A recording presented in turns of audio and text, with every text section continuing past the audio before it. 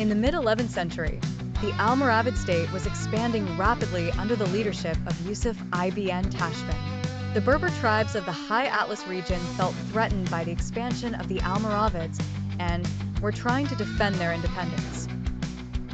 The region of Ighzer Nouaouine, located in a narrow valley between the Atlas Mountains, was of strategic importance. The tribes of the region, especially the Mazmuda, were fiercely resistant to Almoravid rule. Yusuf ibn Tashfin attempted to subjugate these tribes and unify the Maghreb under his authority, but the tribes had a deep knowledge of the mountainous terrain, which made resistance to foreign invaders more effective. Yusuf ibn Tashfin assembled a powerful Almoravid army, consisting of well-trained fighters who had fought many battles in the desert and coastal areas. He decided to move towards Ighzer Nouaouine to impose his control over the region and subjugate the local tribes. In return, the tribes mobilized their forces and prepared to defend their region.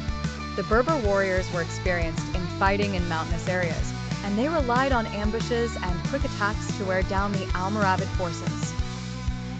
In 1064, the battle began when the Almoravid army reached the Ighzer Nouaouine region. The tribes began launching quick attacks on the Almoravid forces from their hidden positions in the mountains. This type of disorganized fighting posed a great challenge to the Almoravid army. Despite the surprise attacks from the tribes, Yusuf ibn Tashfin maintained the discipline of his forces and ordered organized attacks to break through the tribes' defenses.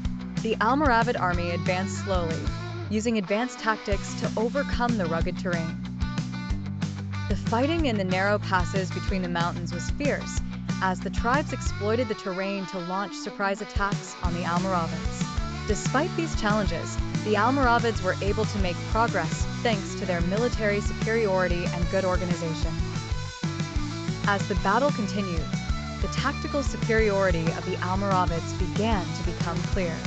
Yusuf ibn Tashfin used a tight military organization and had his forces engage the tribes in more open areas, making rapid attacks less effective. After several hours of intense fighting, the ranks of the Berber warriors began to disintegrate. With their ability to launch effective attacks diminished and the Almoravids' numerical superiority, the tribes began to lose control of their strategic positions. Ultimately, Yusuf ibn Tashfin was able to achieve a decisive victory. The tribes that had resisted were either killed or surrendered, and the Almoravids were able to impose their control over the entire region of Ighzer Nouaouine. Following the victory, the Almoravid state began to consolidate its power in the region. Yusuf ibn Tashfin used this victory to expand his influence to other areas in the Atlas Mountains and consolidate Almoravid rule over the Berber tribes.